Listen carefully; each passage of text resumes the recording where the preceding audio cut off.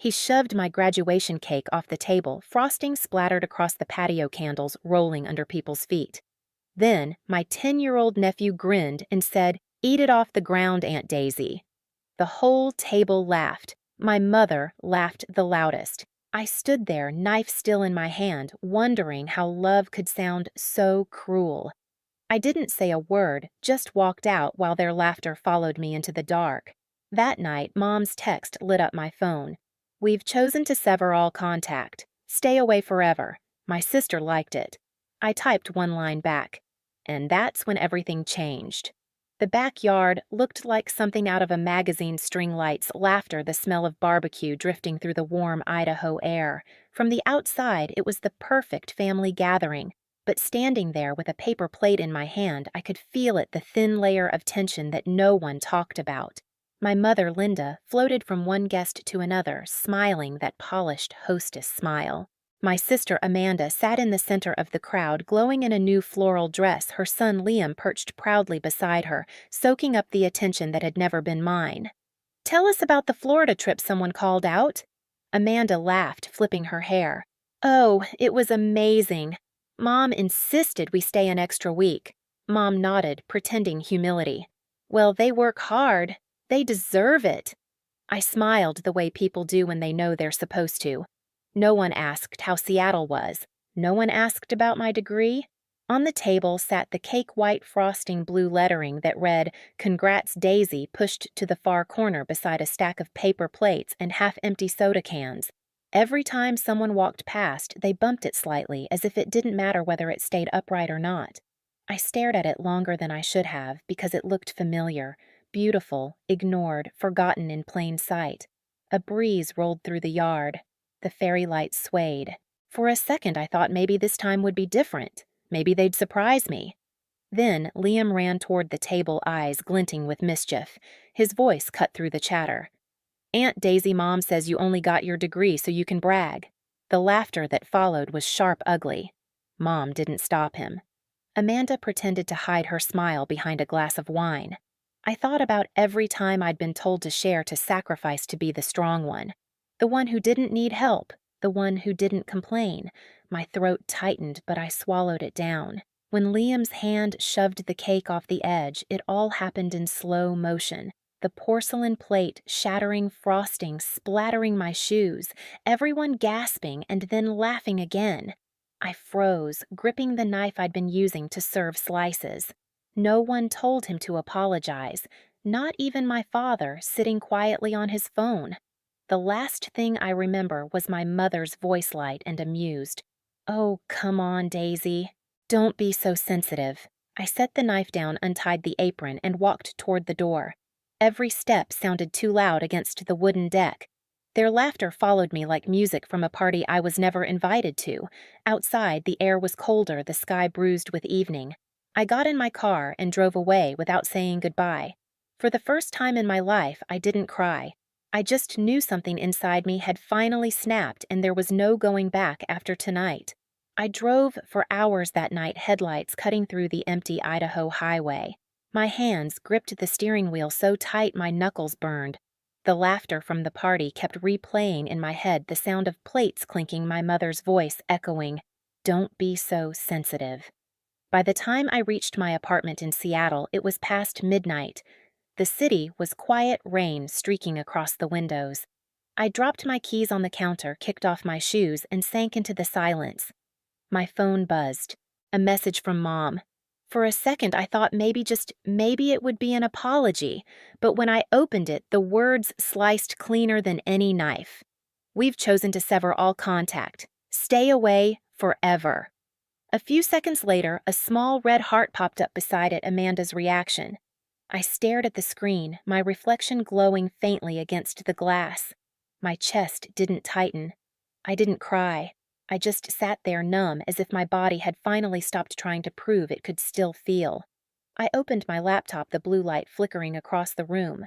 The cursor blinked on an old spreadsheet, my budget tracker. 2 rows stared back at me, parents' mortgage. 1 $400 monthly Amanda's SUV, $640 monthly. Both loans co-signed by me. both payments automatically withdrawn from my account every month for the last 3 years. I'd signed those papers because Mom had said, "You're the responsible one, honey. Just help the family out." Back then, it felt like love. Now, it looked like a leash. The rain outside grew louder. Drops hit the glass in uneven rhythms like a ticking clock counting down to something inevitable. I scrolled through my messages, years of polite thank yous, guilt-laced reminders, excuses. Just until Amanda's business picks up. Your dad's between jobs again. We'll handle the payments next month. Next month never came. The weight in my chest shifted. It wasn't sadness anymore. It was clarity. I opened a new message and began typing slowly, each letter deliberate, each word like a door closing. Removing my name from every loan tomorrow. No emojis, no explanation. I hit send. The phone chimed once, then fell silent. I placed it face down on the table. The rain softened. I poured myself a glass of water and watched the condensation slide down the side. For the first time, silence didn't feel like surrender. It felt like control. They had wanted me gone. Fine. But this time, they were the ones who would feel the absence. Morning came gray and cold, the kind of Seattle dawn that makes everything look washed clean. I brewed coffee and stared at the steam rising from the mug, thinking of how easily things end, not with shouting, but with a single message. I hadn't slept, but I felt wide awake. The exhaustion had burned itself out, leaving only a strange calm. By 9, my phone had started buzzing nonstop. Mom, Dad, Amanda, unknown numbers from Boise. 100 missed calls. The group chat exploded with demands, threats, guilt. "You've gone too far. Do you know what you're doing to us? We raised you." Not one message said, "I'm sorry." I didn't reply. Instead, I pulled on a gray sweater, tied my hair back, and opened my laptop. My fingers hovered over the keyboard before typing, "Green First Bank, Downtown Seattle Branch." Mr. Diaz met me in a quiet consultation office with pale blue walls and a single fern in the corner. He was in his 50s, kind eyes behind wire-rimmed glasses. "Miss Wilson," he said, offering a handshake. "I reviewed the documents you sent. I think I understand what's happening." I sat across from him, hands folded. "I co-signed 2 loans, one for my parents' house, one for my sister's SUV. I've been paying them for years. I just want out." He nodded. "You're not the first person to be taken advantage of under the word family." He slid a stack of papers toward me.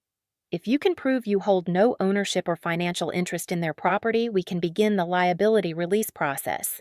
You'll also have the option to freeze joint credit access." I handed him the folder I'd brought: lease agreement, pay stubs, email correspondence, even an old message from Mom that read, "The house is ours. You just helped sign." Mr. Diaz read silently, then looked up. "Everything we need is here." He picked up the phone and called legal. "Let's start the release process for Daisy Wilson. Co-borrower removal effective immediately." The sound of his pen clicking was small, but to me it felt seismic. My hands trembled as I signed. Each signature felt like cutting another invisible string that had bound me for years. When he stamped the final page, the thud echoed through the room. He looked at me kindly. "You did the right thing, Miss Wilson. Sometimes protecting yourself is the only way to teach others to respect you." Outside, the wind bit cold against my cheeks, but my chest felt lighter than it had in years. I stopped at a cafe on the corner. When the barista handed me a cappuccino, she smiled. "Have a good day." I met her eyes and said something I hadn't been able to say and mean in years. "I will." That evening, as I cooked pasta in my small kitchen, my phone buzzed again. This time, the family group chat glowed on the screen. "How dare you ruin our credit? You're heartless. You'll regret this." I typed one calm line: "I just stopped paying for people who laughed when my cake hit the floor." Then I pressed send and set the phone down. The silence that followed wasn't empty. It was freedom. 3 days passed before the knock came. It was sharp, angry, relentless, each pound vibrating through the thin walls of my Seattle apartment. I froze mid-step, the pan of boiling pasta hissing behind me. My stomach twisted with a cold certainty even before I checked the video intercom. On the screen stood my mother and Amanda. Two faces I knew by heart, now warped with fury. Mom's lips were pressed into a tight line, arms folded like she was preparing to lecture me. Amanda's eyes were wide, bloodshot, her mask hanging loose around her neck. Daisy Mom's voice cut through the door, high and trembling. "Open this door right now. We need to talk. What did you do with the bank I didn't move?" The hallway camera showed them shifting from foot to foot, glancing around nervously as neighbors peeked out. Amanda's voice rose shrill, desperate. "You ruined everything. The bank froze our accounts. Mom's credit is gone. My car's about to be repossessed. You think this is funny? The words stung not because of what she said, but because that's how they'd treated me all my life. As a joke. As the strong one who didn't get to have feelings. I took a slow breath, steadied my voice, and turned on the voice recorder on my phone. "Seattle Police Department," I whispered into the 911 app. "Two individuals are outside my apartment yelling and refusing to leave. I'd like to report trespassing." "Do you know them?" the dispatcher asked. "Yes," I said quietly, eyes still fixed on the monitor. "They're my family, but today they're just people violating my boundary." Outside, the pounding grew louder. Amanda's hand slammed against the door. "Daisy, you're destroying this family. You think cutting us off makes you strong. You're selfish, heartless." Mom's voice cracked, half rage, half panic. "We're your parents. You don't treat family like enemies." 10 minutes later, flashing red and blue lights painted the street below. Two police officers appeared in the frame, one man, one woman. Calm, professional. They approached my mother first. I watched through the intercom as Mom rushed toward them, pointing furiously at my door. "She's my daughter. She destroyed our finances. We just want to talk to her." Amanda's voice broke into sobs. "She almost cost me my car. My fiancé's threatening to leave me because of her credit. She's heartless." The male officer raised a hand gently. "Ma'am, this is private property. If she's asked you to leave, you need to leave."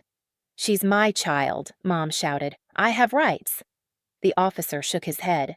"You have rights as a mother, but not the right to trespass on an adult's residence." The camera shook slightly as Amanda backed away, her face collapsing into frustration. For a brief second, guilt brushed against me, light, fleeting, familiar. But then I remembered the frosting splattered across the pavement, the laughter, the silence that followed. No, I thought. Not again. Through the speaker, I spoke quietly, just enough for the microphone to pick up. If they act like intruders, then the line between family and boundary no longer exists. The officer turned toward the camera and nodded slightly, as if acknowledging my words without needing more explanation. He gestured toward the stairs. "This conversation is over. Let's go." Mom turned back to the door, her eyes burning with betrayal. "You'll regret this, Daisy. Blood doesn't disappear just because you say so." I didn't answer. The door stayed closed. They left under the dull flash of police lights. Their footsteps echoed down the stairwell, heavy, defeated, fading into the distance. When silence finally returned, it felt like oxygen flooding into a room that had been sealed shut for years. I slid down to the floor, my back against the wall, the phone still recording. My hands trembled, but not from fear, from release. The audio kept playing their voices, the pleading, the anger. I saved the file and named it Boundaries. April 17th, 2025. That night, I stood by the window watching the city breathe beneath me. Cars glided past headlights, streaking across wet asphalt. Somewhere below, people laughed, ordered coffee, lived their lives. And in that quiet apartment, a family had just fallen apart without a single scream. The next morning, my inbox filled again, this time with messages I hadn't expected. A Facebook post from Mom. Big letters, bold text. "Sometimes the child you trust most betrays you the worst. Daisy stole from her parents and ruined our credit. Some people never learn gratitude." Below it were dozens of comments from old neighbors, relatives, even people I barely remembered. So ungrateful. Poor Linda after all she's done. And then one that twisted the knife I heard she used her parents' money to buy that apartment in Seattle. I stared at the screen. The old me would have panicked, written long explanations, begged people to believe me. But now I just breathed. They were throwing fire, but I refused to burn. Instead, I opened a new email, short-measured, professional. Subject clarification, personal matter. Hi team, if you see rumors about me online, please ignore them. Some people fight boundaries with lies. I'm fine and appreciate your professionalism and privacy. Daisy.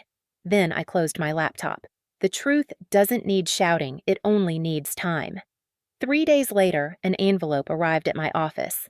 The letterhead read, Green First Bank. Inside was a document signed by Mr. Diaz. This letter confirms that Miss Daisy Wilson has been fully released from all liabilities concerning the joint mortgage and vehicle loan under the names of Linda and Amanda Wilson. The seal embossed gold at the bottom shimmered under the light. My fingers brushed across the paper, tracing the curve of my signature the moment everything changed. It wasn't revenge. It was justice. That evening, the Facebook post disappeared. Maybe someone told Mom the truth. Maybe the bank called to verify it. I didn't care. The damage didn't matter anymore because I'd stopped living for their approval. Still, my phone buzzed again, a message from a number I hadn't saved in months. You'll pay for this, Daisy. You think you've won, I smiled faintly. Winning wasn't the point. Freedom was. I stood by the window, the Seattle skyline stretching out like a map of second chances. The air smelled like coffee and rain, sharp and clean. For the first time, I felt unchained. Sometimes silence isn't weakness, it's the sound of power finally speaking for itself. Weeks passed and the noise finally died. No more late-night calls, no more Facebook whispers. The silence that once terrified me now felt like peace. I focused on my work at Green Pulse Tech, finishing a project that landed me a quiet promotion. Lydia, our CEO, said during a meeting, Daisy, you lead with steadiness. People trust that. It was the first time anyone had said those words to me without a hint of obligation. At home, life found a rhythm yoga at Sunrise Soup simmering in the evenings, laughter with friends who saw me not what I could offer. Elena brought flowers one weekend. Marcus teased me about the cactus on my windowsill, saying it looked like me calm, but don't touch. Then one morning, I received a photo from Mr. Diaz, my release document framed in the bank's compliance office. We use it as an example of boundary protection, his message read. I smiled, sipping coffee by the window. For once, I wasn't someone's safety net or silent backbone. I was just Daisy whole free, finally belonging to myself. A year later, my phone lit up with a single message from Amanda. I'm sorry for everything. No excuses, no explanations, just 6 quiet words. I stared at it for a while, then set the phone down without replying. Forgiveness, I realized, doesn't always mean reopening the door. Sometimes it's closing it gently and walking away in peace. Outside, Lake Union shimmered under the evening light, calm and endless. I breathed in the Seattle air, cool and alive, and whispered, Welcome home, Daisy. If you've ever had to cut ties to find yourself again, you're not alone. Share your story below and subscribe for the next one.